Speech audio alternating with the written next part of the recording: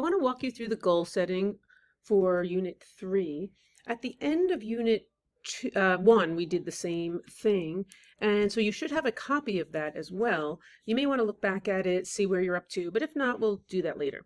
So what you want to do first is notice here's the 10 practices that we've been working on. Here were the goals that you were given at the beginning of the unit that you were supposed to get to by the end.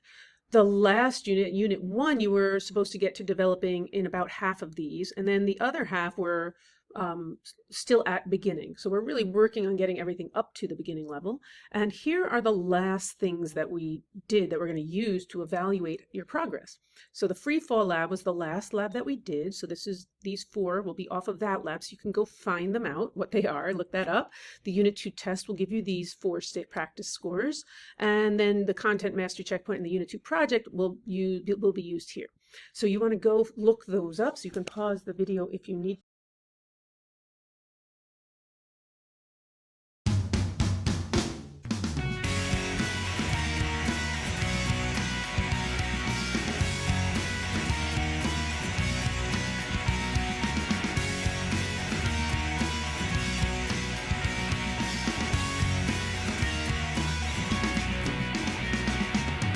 Let's say these are the scores that I've earned for Unit 2.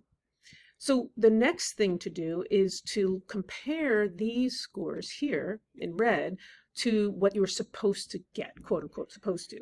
So we're going to put either below, like this one, exceeded, like this one, met for that one. So we're just going to go through met, we're exceeding, met, exceeding, below, and below. So what does this student need to work on? Anything that says below, we need to really meet and work on these things, because those are things that this particular student is struggling with and therefore needs my help, because they didn't meet the standard, the scoring standard that the target, sorry, that we were trying to reach. And you can see that these are also things that we're going to continue to work on in the next unit. So you could see, oh, we're going to be working on, as it is, we're working on several of these, and we don't want to be behind. So that's what I'm here for. I'm here to help you meet your goals. So now I want to count up what I've earned. We have no advanced. We weren't working on that. This person had 1, 2, 3, 4 proficients. They earned 1, 2 developing, and 1, 2, 3, 4 beginning. That should add up to 10. And no, not enough evidence. So if you look back at your goal setting for the Unit 2, I really want you to look at, did you improve, and answer that question. So this is for you to do. Look back. Did you improve? It's either no, I still have the same number of scores at the same achievement levels as last unit, or no, I've had setbacks, which happens sometimes. Or maybe you say, yes, I've improved on one or two practices, I've improved on more than 2 practices, or I've improved on nearly everything. So there's no judgment here, it's just to be aware. If you chose no, for either 1 or 2 here, which one is true? I know why, or I don't know why this has happened. And so choose one of those, and I want you to choose, I know what I need to do in Unit 3, or choose, I don't know what to do to change this. You can probably guess what I'm going to say next. If you don't know why this happened, and or you don't know what to do to change it, that's a sign that you need to see me. Okay? I don't know how to be more clear. I want to help you. That's my job. All right, so now what do we do? So this is the grade translation. It's the same one as I showed you last time. It's the grade translation that I will use at the middle of the year to determine your grade in the class. So your semester grade is going to be based on the Unit 3 performance. We're going to start Unit 3 next, right? And that's going to take us all the way through to the end of the semester. So whatever scores you earn will be on your semester grade. But the semester grade doesn't count. It's just a progress report. So don't worry, but definitely address any areas of opportunity that you've got. So where is this student at? If they have, right, I'm just going to copy this to the next page so I can reference it, because otherwise I can't. I'm just going to put it here. So if you have 4 standards at proficient and 2 at developing and 4 at beginning, so you're going to start with the lowest scores. So we have 4 beginning. So that means that I am here, nothing lower than beginning.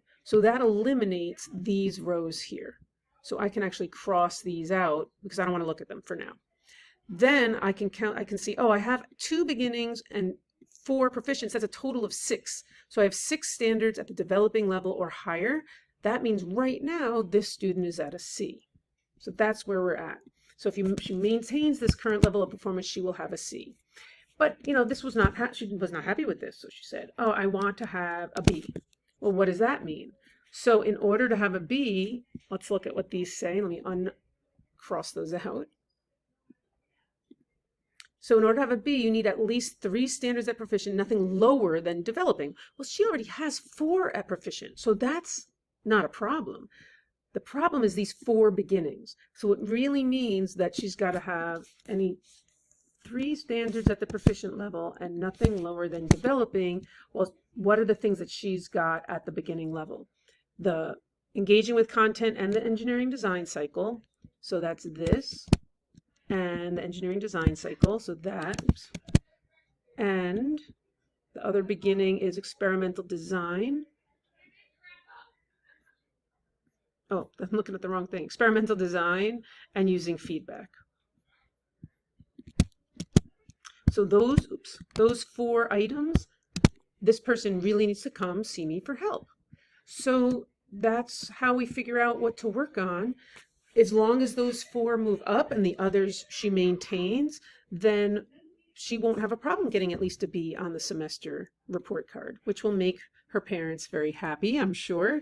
If you have any questions about how to fill this out for yourself, please be sure to make an appointment with me. I will be so pleased to work with you in any way that you need me.